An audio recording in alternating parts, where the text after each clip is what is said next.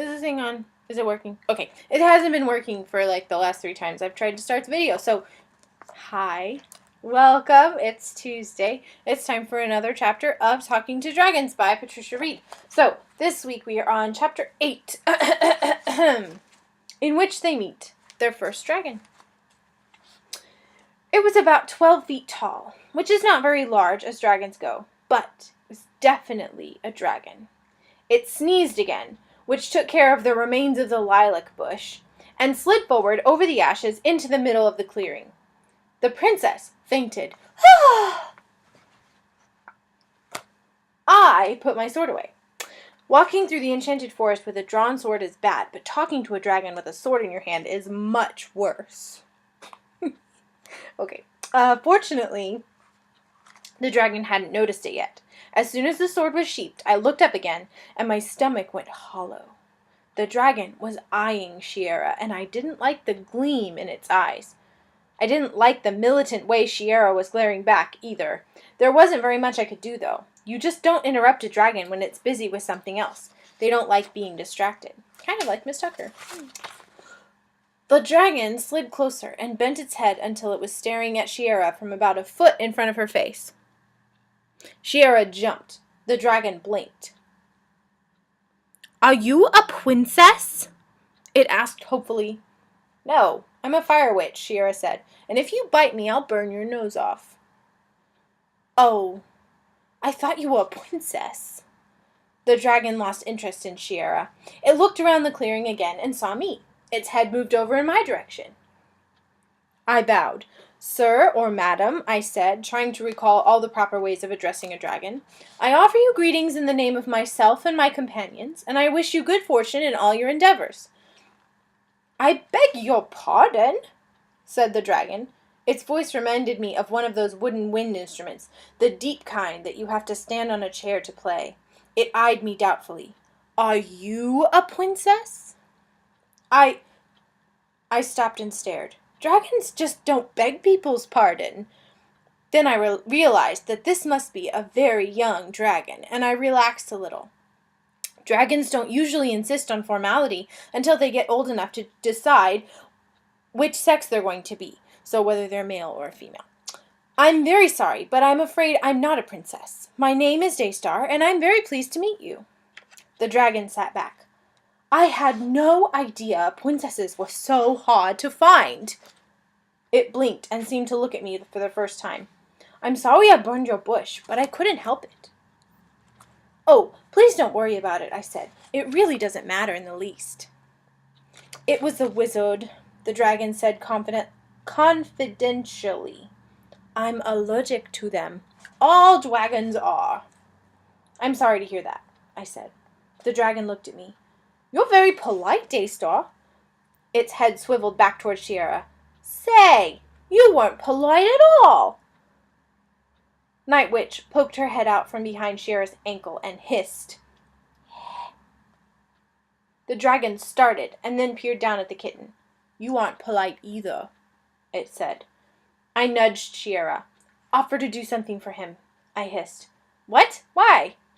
"If you insult a dragon, you have to do him a favor," I said. "Hurry up!" If she didn't say something quickly, the dragon would probably eat both of us. Unfortunately, the dragon might eat Shiera anyway. The favor most dragons want is dinner. I couldn't tell Shiera that, though, without offending the dragon. I wondered whether I could talk the dragon out of eating us if it came to that. I didn't think so. Dragons are stubborn. The dragon's eyes glittered. Shiera looked at it. "Can I do anything for you?" she asked, finally. She sounded a little sullen, but dragons aren't very good at tone of voice. Besides, it's the offer that counts. "Find me a princess," said the dragon, promptly. I breathed a very quiet sigh of relief. I didn't think there was a polite way to kill a dragon, and I hadn't been able to think of any other way of stopping it from eating Shiera and me if it wanted to. It was nice to know I wouldn't have to try. "You want a princess?" Shiera looked thoughtful. "Why?" Dragons are supposed to have princesses," the dragon explained. "I can't be considered a proper dragon until I have one. But I've been looking for 2 days, and I haven't seen even a smell of a princess, and I'm tired of it, so you do it." You aren't going to eat her or anything, are you? Shiera asked. Eat her? The dragon sounded horrified. And waste a perfectly good princess? Of course not. There aren't enough of them to go around as it is. What kind of barbarian do you think I am? Well, I've never met a dragon before, Shiera said. How was I supposed to know? I didn't mean to hurt your feelings. All right, said the dragon, but you have to find me a princess. It doesn't have to be a large one. Do you want any particular kind of princess? Shiera asked. I want to be sure you're satisfied. Oh, young and beautiful, of course, the dragon said. Are there other kinds? There are enchanted princesses, Shiera pointed out, especially around here. Makes sense, the enchanted forest. That's right. Say, maybe that's why I haven't found one. I wouldn't be surprised, Shiera said. But will you take an enchanted princess? The dragon thought for a minute. No, I don't think so. Spells make things too complicated. And does it matter how long it takes me to find her? Shiera went on. The dragon considered. I don't want to wait too long, but I really don't want to be unreasonable either. How about a week? You bring the princess here a week from today. Otherwise, you owe me another favor. It licked its lips with its long red tongue. That sounds reasonable, Shiera said. But what if I'm early? Suddenly, I realized what Shiera was planning to do. I edged around the clearing toward where the princess was lying, but I wasn't quite fast enough. The earlier the better, the dragon said. Then there's your princess, Shiera said, and pointed. My, you do work fast, the dragon said. It turned and looked at the princess. She's certainly beautiful enough, but are you sure she isn't enchanted? I'm quite sure, Shiera said. Then why is she asleep in the middle of the day? I didn't think princesses were nocturnal creatures. She just fainted when she saw you, Shiera said assuringly. It's nothing to worry about. It happens to princesses all the time. Will she do? Quite well, the dragon nodded. You're very prompt. Thank you very much. Shiera nodded. I waited until the dragon turned away, then I frowned at Shiera. Why did you do that? I whispered. That was a terrible thing to do. Would you rather I got eaten? Shiera whispered back. She won't get eaten. The dragon said so, and I bet it won't want her for long. Dragons are smarter than some people. I didn't know what to say to that, so I looked back at the dragon. As it bent its head to inspect the princess more closely, the princess opened her eyes. She gave a small scream, and the dragon frowned. You don't have to be frightened, it said. Really? You're my princess now, and I'm going to take proper care of you, and you can clean my scales and cook for me? I believe that's the standard arrangement. The princess burst into tears. The dragon pulled back, eyeing her uncomfortably. Did I say something wrong?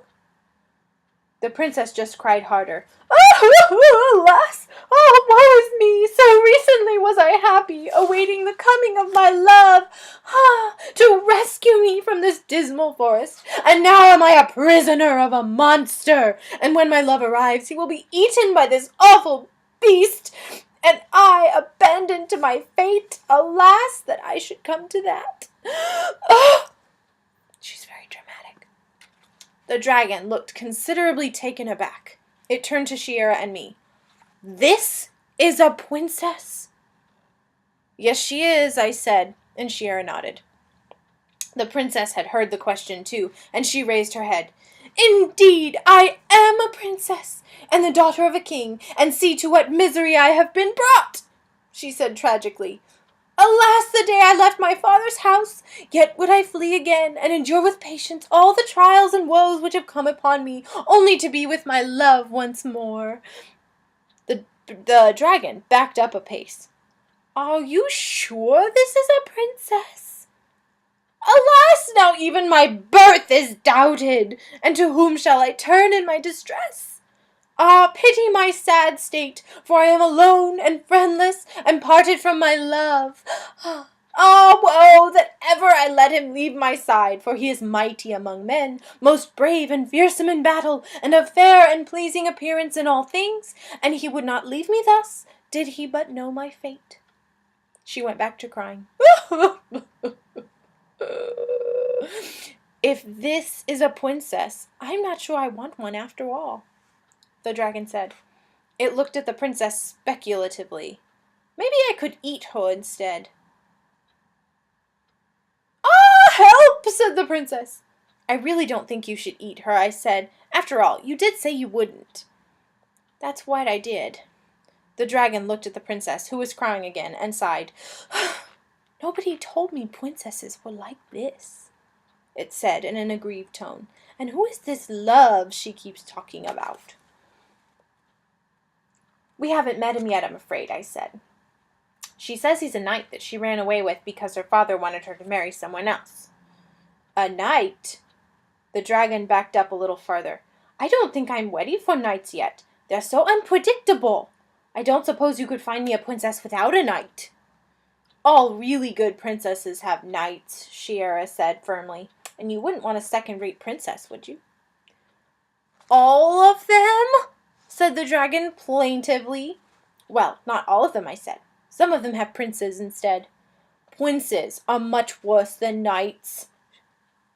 Oh, I'm sorry. Wrong person. Princes are much worse than knights, Shiera said thoughtfully. They have magic rings and sorceresses for godmothers and things like that. With knights, you only have to worry about their armor and weapons, and maybe once in a while an enchanted sword. My love has no need of magic, the princess broke in indignantly, for he is most strong and skilled, and never has he been beaten in combat with sword or spear. Woe that he is no longer at my side! I don't like the sound of this, the dragon said uneasily. Maybe if I just... There was a loud crash from the bushes at the edge of the clearing, and then a rather tinny-sounding voice said, What ho, a dragon! The princess stopped crying very suddenly and sat up quite straight.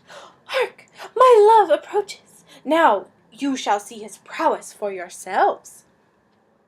There were more crashing noises. The dragon backed up again, looking nervous. A moment later, a knight, in a dented suit of armor, fell through the middle of the thickest clump of bushes, right in front of the dragon. On guard, monster! The knight said as he picked himself up. Prepare to die! He pulled out a sword and waved it at the dragon. Well, actually, he waved it a couple of feet to one side. His helmet had slipped a little, and evidently he couldn't see very well. The dragon looked at him, and then back at Shiera. This is a knight, it said. My love is the bravest and best of knights, the princess cried. If this is a knight, maybe I can handle him after all, the dragon said. He doesn't look so bad. Ah, hideous reptile! No longer do I fear you, for my love will defend me. Yea, he will defend me even unto death. Now wait a minute, Isabel, the knight said. He pulled off his helmet, looked at it disgustedly, and threw it on the ground behind him. I'm perfectly willing to kill dragons for you, but whoever said anything about dying? You are my knight and my brave love, the princess said dramatically. Oh, save me from this awful monster who would carry me off and eat me. She sprang up and threw her arms around the knight. It's going to be a bit difficult for me to save you if you hang about my neck like that, the knight said apologetically. It's quite awkward. If you'll just sit down, I can see about doing this properly. My accent is horrible, by the way. Don't ever try to copy my accent, but I'm working on it. The princess only hung on to him more tightly, which made his aim almost as bad as it had been when he was wearing his helmet crooked. The dragon was watching them closely, and its eyes were starting to glow. You certainly aren't very polite, the dragon said. My love is the soul of courtesy, the princess said from behind the knight, for he is a knight most gentle and well-spoken, much given to... I say, Isabel, must you go on like that? The knight said. It's embarrassing. Do please sit down and let me fight the dragon. Then you won't have to worry about being eaten, you know. The princess gave a small scream. Ah, alas, she said in a quavery voice. Behold my sad state, for now I must watch a bloody battle, and perhaps see my love slain before my eyes, and become a captive of this monster. This is ridiculous, said Shiera, and before I could stop her, she marched over to stand between the dragon and the knight. I followed her, hoping I could get her out of trouble if I had to. Ah, save me! The princess said as we got closer. I wasn't sure whether she wanted to be saved from the dragon or from Shiera. Shiera glared at her. You shut up.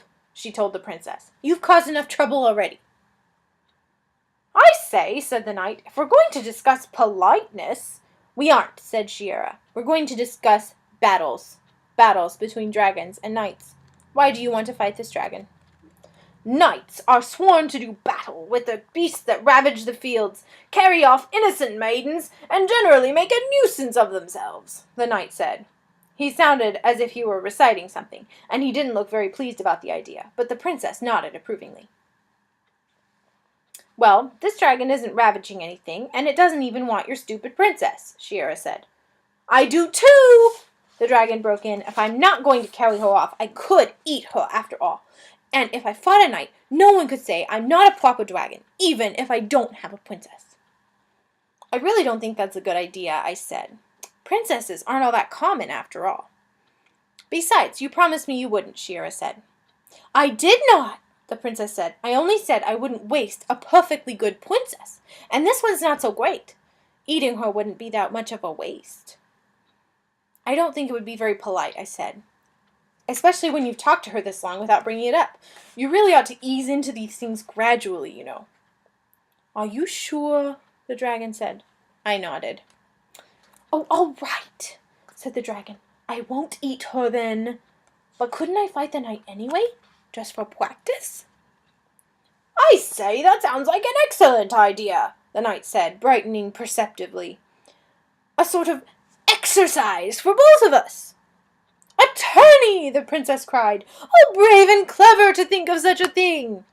The knight looked pleased. So did the dragon. It nodded, then whispered to Shiera. "What's a tourney?" "It's like a battle, only no one gets hurt, usually." "Not even a whittle?" the dragon said. The knight started looking worried again. "Of course not," Shiera said to the dragon. "It's a show of skill." "If you were trying to hurt each other, it wouldn't be a tourney," I added. Actually, it wasn't going to be a tourney anyway. There are very specific rules about what a tourney is, and a practice fight between a dragon and a knight just doesn't qualify. But I decided not to say so. "Oh, all right then," the dragon grumbled. "I don't know why I'm letting you talk me into this. How do we start?" That's the end of chapter 8. But looky you. You get 2 chapters today. So, here's chapter 9, in which there's a fight, sort of, and they find out where they are going. The hardest part was getting the dragon and the knight to agree about rules. The princess was no help at all. She kept talking about the marvelous tourneys she'd seen and which knights had been wounded. Whenever she did, the dragon would start looking at the knight, and pretty soon it would want to know why it couldn't bite off one of the knight's arms, or at least a hand. The knight would get worried, and the princess would start crying, and Shiera and I would have to talk the dragon out of it. As soon as the dragon agreed, the princess would cheer up and start talking about tourneys again. Finally, Shiera told the princess to shut up. It wasn't very polite, but it worked. Well, sort of. The princess didn't stop talking, but as long as she was complaining about Shiera and not talking about tourneys, we didn't have any more problems getting the dragon and the knight to agree. When we finally decided on the rules, we had to draw a circle in the middle of the clearing for them to fight in. It was harder than it sounds. For one thing, a circle has to be pretty big if a dragon is going to fit inside it, even if it's a small dragon. Also, the moss in the enchanted forest grows awfully fast. By the time we finished drawing the circle, the first half of it had already disappeared. Shiera watched for a minute, then looked at the knight. "Are you sure you have to have a circle to fight?" Shiera said. "I really do think so," the knight said apologetically. "It wouldn't be a proper tourney without it, don't you see?" "I'm sick of proper tourneys and proper princesses and proper dragons," Shiera said under her breath. Fortunately, the dragon did not hear her. We started redrawing the circle, trying to make the line wider this time. The knight scratched at the moss with his sword. Shiera used a stick. So did I. I didn't think Mother would approve if I used the sword of the sleeping king to cut moss. Night Witch and the dragon sort of dug at the ground. The princess sat under a tree. Typical. Eventually, we finished, and the knight and the dragon stepped inside the circle. "Well, what are you waiting for?" Shiera demanded. "Someone has to say, 'Go,'" the knight said in a reasonable tone. "Go," I said quickly. Shiera gave me a disgusted look, but she didn't say anything, because as soon as I shouted, the dragon and the knight got started. They were fairly evenly matched. The dragon was much larger, of course, and it had a very good sense of timing, but it didn't have much experience. The knight was wearing armor, which helped, and he was obviously used to fighting, but he was a little awkward most of the time. They were both good at dodging, though, and they each managed to take 3 or 4 swings without hitting each other. The dragon was just starting to take another swipe at the knight when a little tree sprouted up in front of him and hit him on the nose. I was surprised. I mean, even in the enchanted forest, trees don't usually grow that fast. The dragon was even more surprised than I was. It sort of reared back, and its tail came around very fast to balance it. Night Witch was a little too close and had to scramble back out of the way. "Hey, watch out," Shiera said. The dragon jumped and swung around, looking as if it expected another tree to pop up behind it. Its tail swung in the other direction, and the end of it caught the knight right in the middle of the chest plate as he was trying to back out of the way. The dragon yelped, the princess screamed, and the knight fell over backwards into the pool of water that my sword had made when the princess had tried to take it. Oh my gosh.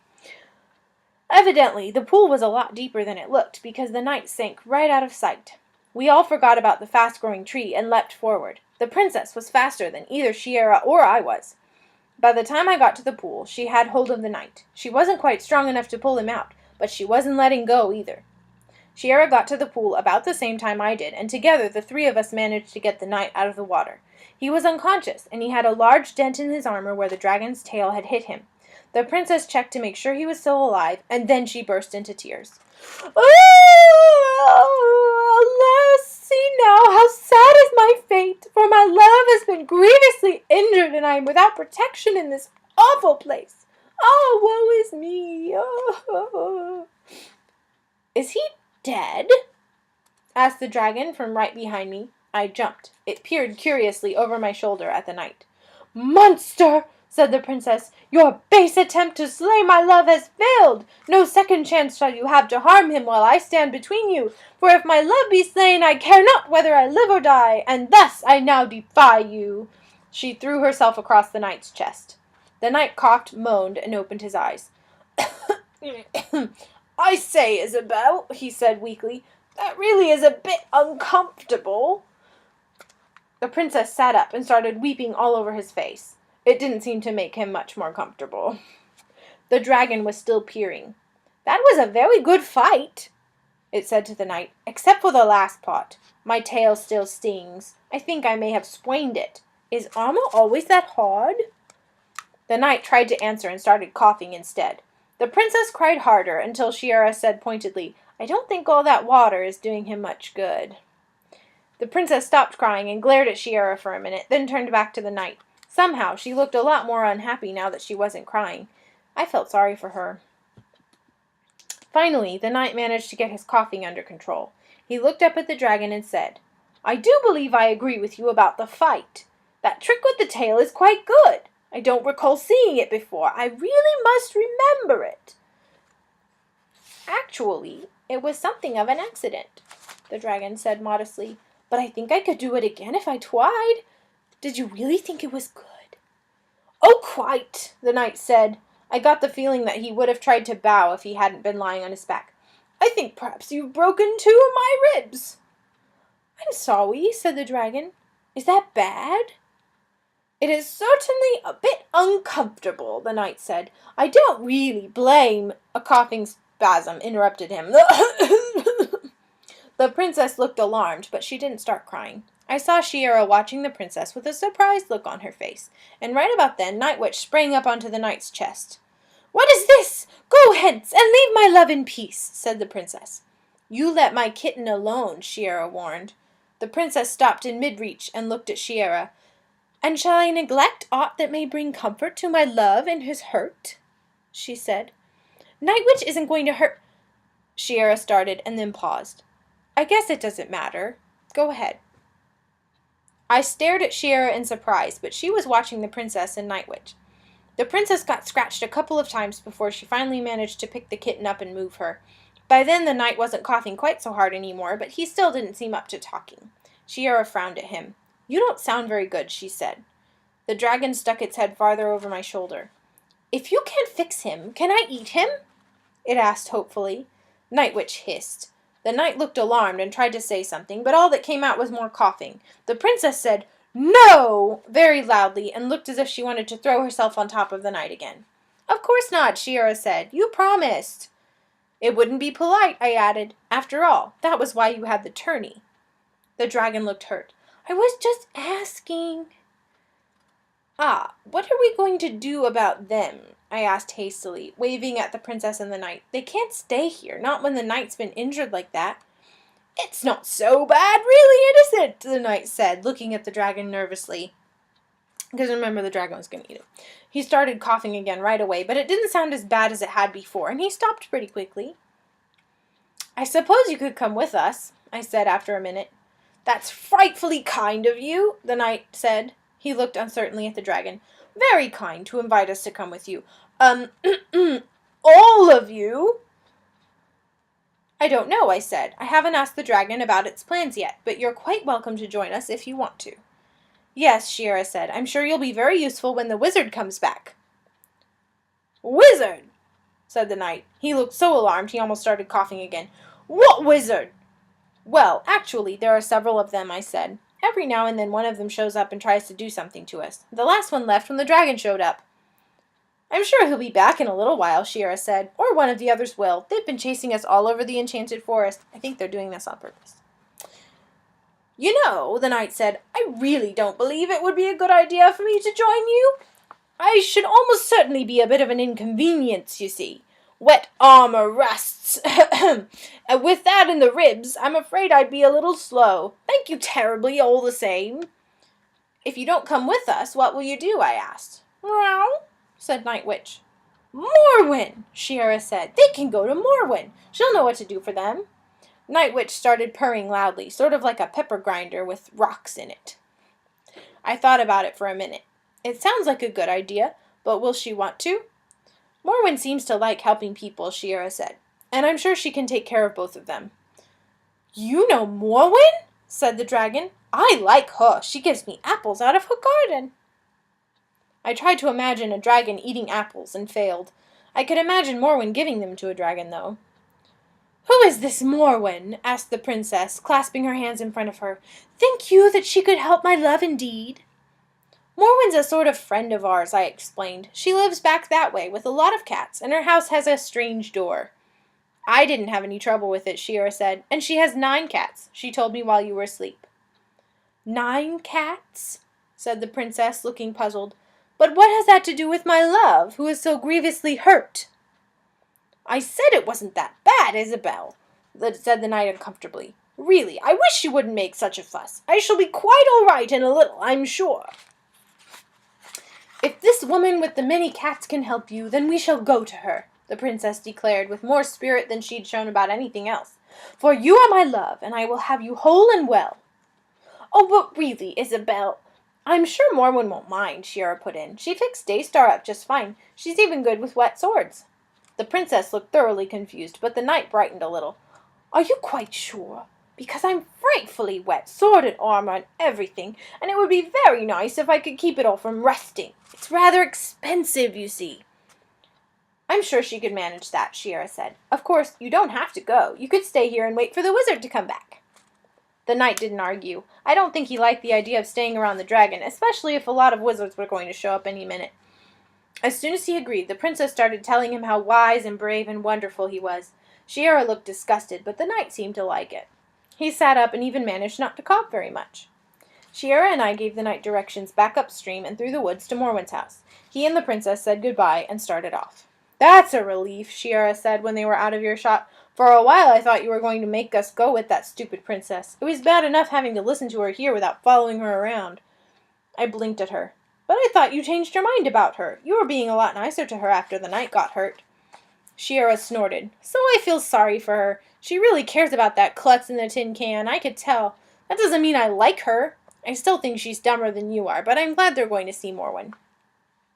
I wasn't sure whether Morwen would object or not, but I didn't say anything else about it. By then, the knight and the princess were completely out of sight anyway. I turned around to see where I'd put the bundle of food and things Morwen had given me, and the dragon was staring at me. Why, it said, do you have wizards chasing you? It's a long story, I said. I'll be glad to explain, but you might want to make yourself comfortable first. The dragon sighed. Have you ever tried to be comfortable with a sprained tail? Shiera giggled. I ignored her. We waited while the dragon tried curling into a couple different positions. One of them looked sort of like Suz when he was halfway through getting up on his tail. Finally, the dragon curled itself around the little tree that had sprouted up in the middle of the tourney. That's better, it said. Enchanted trees are always more comfortable than regular ones.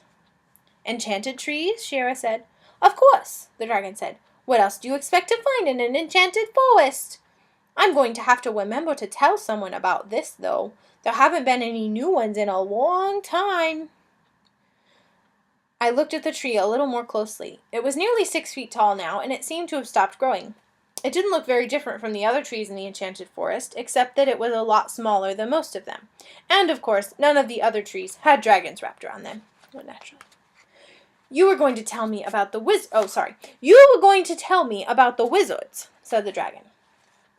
So I explained about Mother and Aunt Arel and the sword of the Sleeping King and everything. It took a long time. The dragon didn't say anything at all while I talked, but its tail twitched a couple of times. Whenever that happened, the dragon winced. That's very interesting, the dragon said when I stopped. Where are you going now? Morwen told us to follow the stream, Shira said, and Suz said we should go talk to someone named Kazal. It's the same thing, the dragon said. What do you mean? I asked. The stream goes to the castle and Kazal lives right outside it. I wonder why she wants to meet you. What castle? Shira said in an exasperated voice. And who is this Kazal person anyway? It must have something to do with the sword, the dragon said, ignoring her questions completely, especially if it really does belong to the Sweeping King. You mean you know something about it? Shira said. Well, then tell us what the stupid thing does. The dragon looked sheepish. Dragons just weren't meant to look sheepish. I don't know. I'm not old enough yet, it said. Not old enough? That's why I wanted a princess, the dragon said. Otherwise, Kazal won't tell me anything important until I'm 200. She says that before then, dragons are irresponsible, unwise, and talk too much. It looked fairly indignant. I don't talk too much. Who is Kazal? I asked. I was getting a little nervous about meeting her. I hadn't ever known anyone who could tell a dragon what to do, even a young one. Well, Mother might have been able to get away with it. Oh, I thought you knew, the dragon said. Kazal is the king of the dragons. That's the end of chapter 9. So tune in next time for chapter 10, in which they take a shortcut and run into an obstacle. And we're almost halfway through the book. Almost. So tune back in next week, and we'll keep chugging along. If you tune in on Friday, you might get an extra special treat in honor of the Christmas holiday break. And today is the first night of Hanukkah, so happy Hanukkah, and Merry Christmas, and all those other things.